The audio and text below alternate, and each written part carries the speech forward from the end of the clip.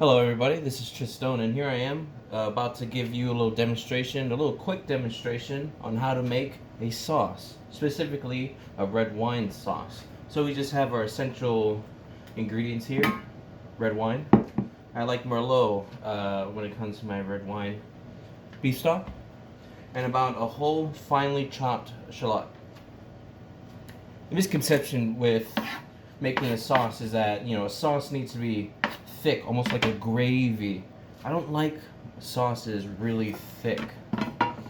In my opinion, it ruins in my opinion, it kind of ruins some of the flavor and the textures you get in what you try to make a sauce for. Like for trying to make a steak sauce. Steak sauce should not be, it shouldn't be thick, grainy, or any of that. It should flow almost like butter over the steak. So we're gonna get this ready, and we're gonna prep this up on the stove. We're gonna start with the shallots. And the reason why we chop the shallots so finely is that when they get into our pot here, they're gonna basically melt down into the pot, because we don't want in our sauce little chunky bits of shallot, or any sauce really. I use shallot because it's sweeter than a normal onion. If you want something more savory, a yellow onion would suffice. Bear with me. Alright, so our pot is at the temperature. So, first, add the shallots. Now you don't want to cook it with color, and what I mean by color, you don't want to get, any of that like caramel color onto it. So to help it sweat down the water, we're gonna add butter. Butter is gonna give our sauce a lot of richness, a lot of more flavor that we're looking for out of these. And as these cook in the butter, they're releasing their water content. And when a vegetable, especially shallots, and release their water content, it intensifies the flavor. Makes it taste so much better than if you were to just throw it into a pan and just let it go. So we're going to let it do that for about, it shouldn't really take long. You have your your pot, excuse me, on a high enough heat. You can just smell it. Oh, damn. It's almost, with the butter, it's almost like a sweet, almost like a sweet buttery taste. As you can see here, our shallots are just about ready to add the wine. Add your wine.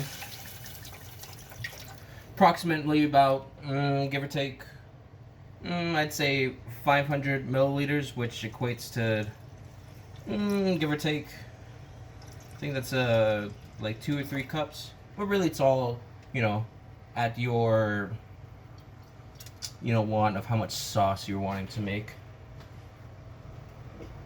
And I want to find the best thing about making a wine sauce is that while you're making your sauce, you can take some time, sip on a little wine.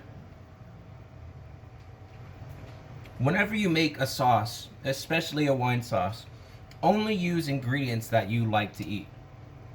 If I didn't use a wine I didn't like to drink, then I'd think it tastes like shit. You don't want that.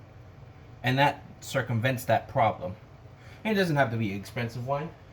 That bottle right there, $10 at the grocery store. At the local grocery store, more importantly. Now that is going to reduce down.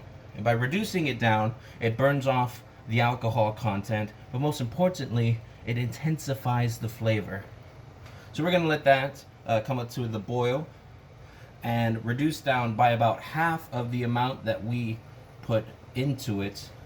And that should take, give or take, 5 minutes, of course, depending on the volume. We're gonna put the cover on and give it more help. And I'll be back in just a bit.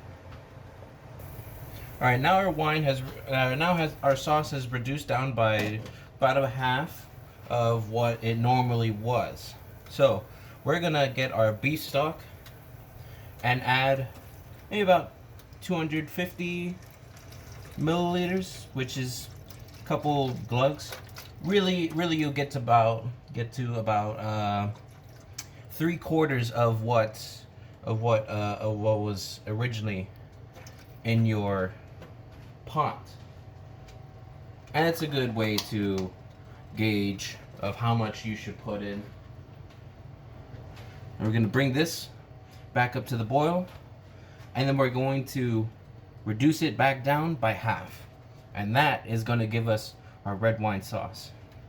In the cooking world, a sauce like this is called Bordelaise. Don't ask me what it means. It's French. I don't fucking speak French. I speak cooking. But obviously, that's the same fucking thing, I guess. But once this reduces down by half, it's going to taste fucking amazing on a steak, or fuck.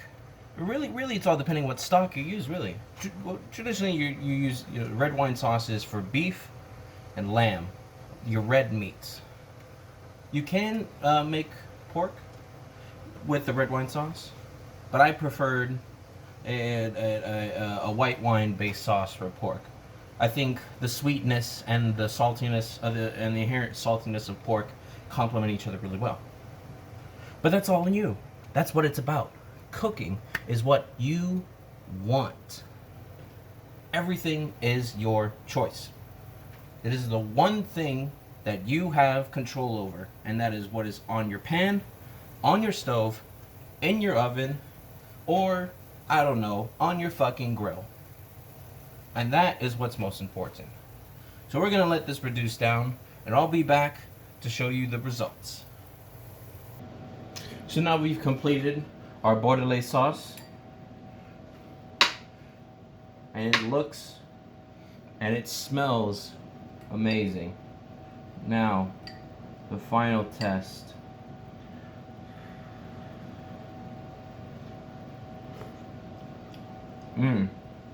Absolutely amazing. Taste fucking delicious, man. And there you have it. Bordelaise sauce, red wine sauce. Easy, 10 minutes. You can have this going while you cook a steak or anything else. Or this could be what you start cooking to begin with, so your steak is ready when your sauce is done. Easy, simple, just takes a little bit of thought.